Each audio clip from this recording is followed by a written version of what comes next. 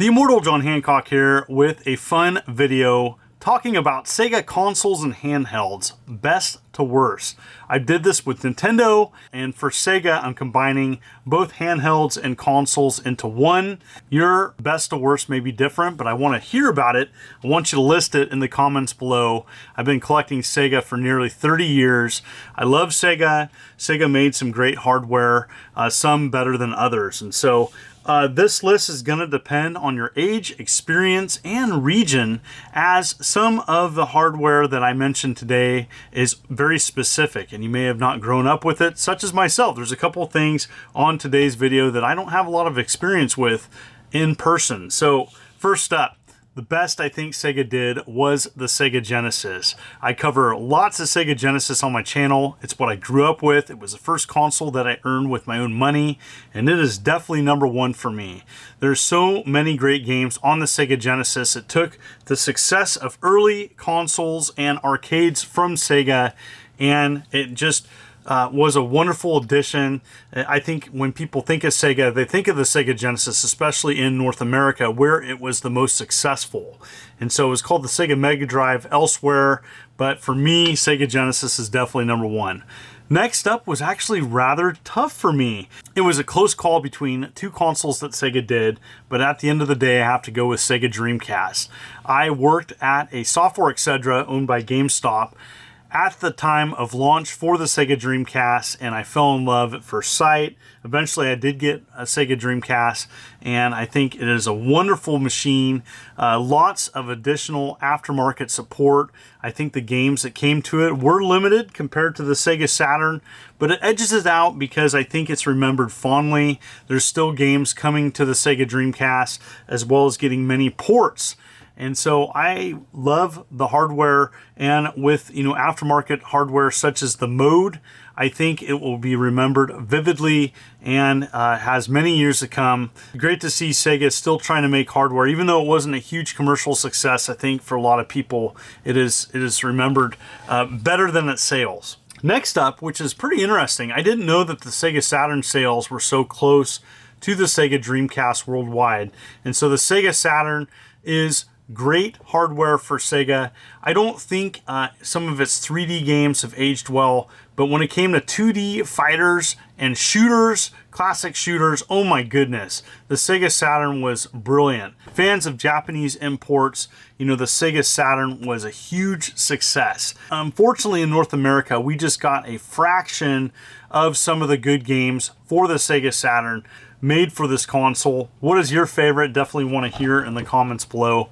But in North America, we got kind of a hint of some great Sega Saturn games. Unfortunately, got crushed by Sony PlayStation, and so it's third on my list. Next up is a Sega Master System, known as the Mark III in Japan. Master System was really trying to compete with the Nintendo Entertainment System, and unfortunately, it just couldn't keep up. But the good news is that the Master System worldwide, I think, is remembered a lot more fondly with so many great releases. The Alex Kidd, the Wonder Boy series, Phantasy Star, the original. Phantasy Star was the game that pretty much is one of the best 8-bit role-playing games, in my opinion. And, it's just awesome. Even though I got into the Master System a little bit late, I got mine originally at Toy Liquidators. And, I still think it holds up. And there's a lot of people out there that grew up with Master System. And, especially overseas in Europe, the Master System was huge compared to the NES, which that's just weird to think of here as an American. After the Master System is Game Gear. Game Gear was a moderate success as a color handheld. It couldn't compete with the Game Boy. And you see this over and over again with Sega. Sega was really trying to go against Nintendo. The Game Gear was probably the most fiercest competition to the Game Boy. Technologically, it was superior. That blurred screen and limited battery life reduced its success. And a lot of Game Gear games were Master System ports. And, between the two, between Master System and Game Gear, I'm going to always choose playing on a bigger screen. And I think the Master System had a bigger library. And with all the aftermarket mods you can do on a Game Gear now, it's cool that people can still play it now and get to play it with a better screen than it ever was intended to have. And so next up after Game Gear is the Sega CD, and you're like, wait a minute, that was an add-on. Well, I'm going to consider it its own system. Eventually, Sega did release the Sega CDX, so technically it was its own system. But the Sega CD was a nice addition to the Sega Genesis. I kind of actually compare it to another additional add-on, and that's the PlayStation VR. And so it was an expensive add-on that offered moderate additional games with slight benefits. Sometimes it was better music, but at times I think that people were confused at, sometimes there's two versions of a game, the Genesis and the Sega CD one. And, the Sega CD one technically had some better sound and a little bit better graphics at times. It did have some slow load times. And I think the public in general was kind of confused with some of the games. Now, the library in itself, I think, is a little bit weak compared to Saturn or even Dreamcast, even with its limited releases. But there was some awesome games on Sega CD, including Sonic CD, still one of my favorite Sonic games of all time. Eternal Champions on the Sega CD had some additional features I really like. I can't bring up the Sega CD without mentioning my favorite Sega CD game, and that's Dark Wizard. And so, while the library was limited, I still think the Sega CD did offer some games. It's definitely worth checking out, and kind of middle of the road. Sega did make a follow-up to the Game Gear, and it's the Sega Nomad. Came out in 1995. The Sega Nomad was considered a failure because it just didn't sell that well. It kind of missed the boat, I think, for handhelds. It really sucked batteries, and that small screen did have blur. Now, another handheld that can be modified. I like the Nomad. I love the TV out option that it offered. But, by the time the Nomad came out, I was really getting into that 32-bit era. I was starting to hear about the Sega Saturn and playing, other consoles more than playing a 16-bit portable. The first time I really experienced a Nomad, someone had one at a yard sale, and they were using it to test a Sega Genesis game. It's a great feature for the Nomad. There was an aftermarket company, Retrobit, that was going to make a follow-up to the Sega Nomad. I have no idea what happened to that. Next up, you can't forget about the original console release of the Sega SG1000, the console that started it all with Sega in the home market. And, eventually they upgraded it and to the SG1000 Mark II, which added Sega My Card functionality as well as keyboard support. And so, the Sega SG1000 is something I've seen at game expos, but haven't owned one myself. And, it has a lot of great, kind of has that classic game.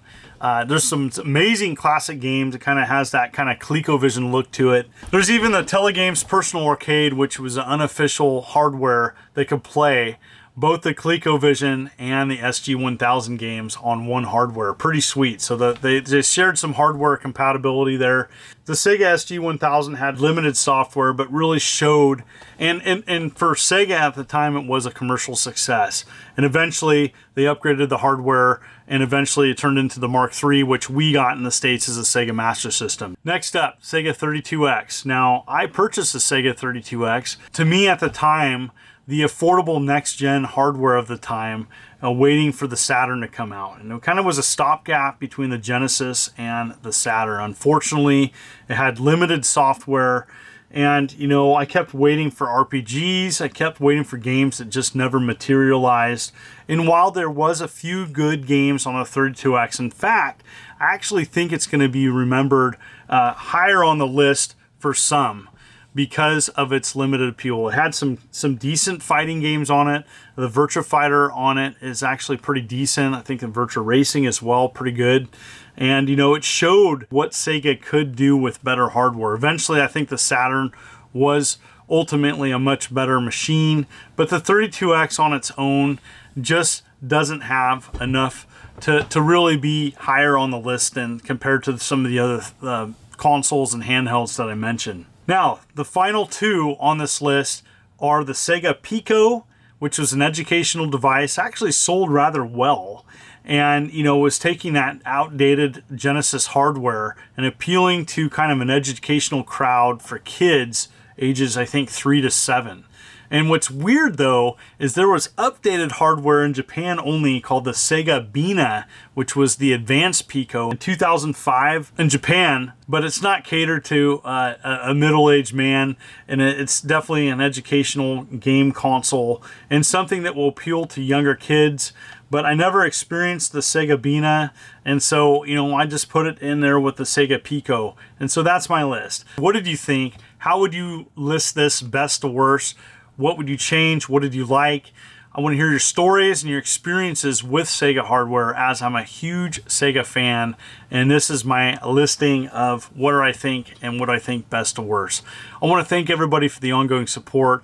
I do a ton of Sega on my channel, and the link is below to my other many videos I've done on Sega hardware. I had a lot of fun with this. Thank you so much for the ongoing support. You folks are wonderful and beautiful. Make sure to hit that like and subscribe button and click the bell as I'm uploading videos every week. This is the Immortal John Hancock, and you take care.